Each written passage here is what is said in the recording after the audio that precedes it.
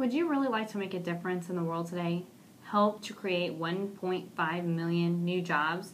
Reduce carbon emissions equal to taking 15 million cars off the road? Cut dependency of our foreign oil? Increase exports, save water, improve the quality, and reduce the toxic waste? What if it were low cost, readily implemented, and would give everyone to do it? At a time of wildfires, droughts, and persistent unemployment, wouldn't it be a centerpiece of the presidential campaign? You can do this, all by recycling. Many people know that it's important, and many people try to do it. But overall, the U.S. is only recycling 24% of its total waste, which is average person generates about 4 pounds of waste a day, 1.5 tons of waste a year. If you take a look at this, it's quite interesting. It's a graph. Here you have the top 5 recycling countries, and the U.S. is not one of them. You have Switzerland, Austria. Switzerland's doing 52% of its waste. Austria, 49. Germany, 48. Netherlands, 46. Norway, 40%. Down here, 24%. The U.S. Why? Why is this a problem? I'm going to talk about 3 different reasons why people say it's a problem to recycle. 1, recycling is inconvenient. People say that it seems to be the #1 reason why they don't recycle. They don't want to put the extra effort in. Some people say they just don't have places to drop off.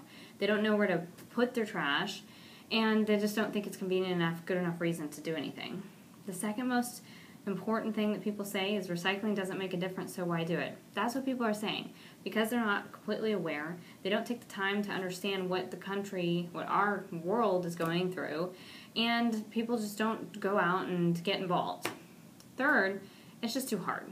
They don't want to do it. Since there's so many different other things, facets of recycling, there's bottles, there's plastics, there's cardboard, there's paper, it's just hard to decipher what kind of things to do and when to do it. So let's talk about what we can deter all those excuses and start making a difference in the world.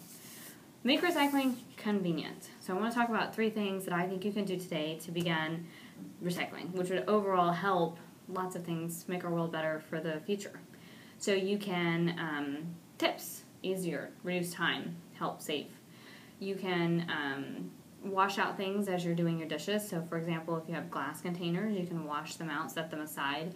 Something that I do is I keep a recycling bin next to all of my letters because you get a lot of junk mail, so you can throw all those in a recycling bin.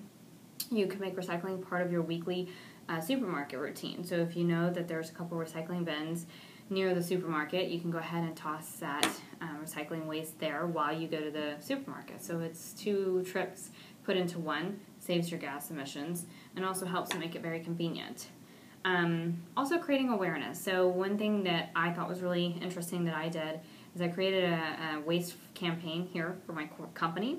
We put recycling bins all over the office where the printer was and the copy machine and fax machine. So instead of people just throwing the thing that they faxed or printed and didn't need anymore in their trash, they went ahead and put it in their recycling bin.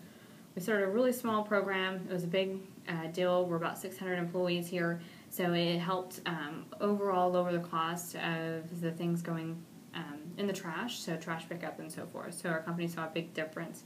Another thing is social media. So you can bring awareness via social media, and a lot of people are doing this all over the world today. You create hashtags. You can create your own social media sites so that people can go to it. You can create an easier link to people to go into their local communities and find their recycling bins and so forth. And it's not that hard. So make recycling a habit. So putting a few things in the recycle maybe at a time. If it's overwhelming, you don't know where to begin, start with bottles. Bottles are a huge deal. Plastic, it ends up in our oceans and our landfills, and it's a huge waste, and it's a big problem for the world today. So start with bottles and maybe paper. We get a lot of news letters, and we get a lot of waste in our paper and our mail. Use those 2 things, make 2 separate bins.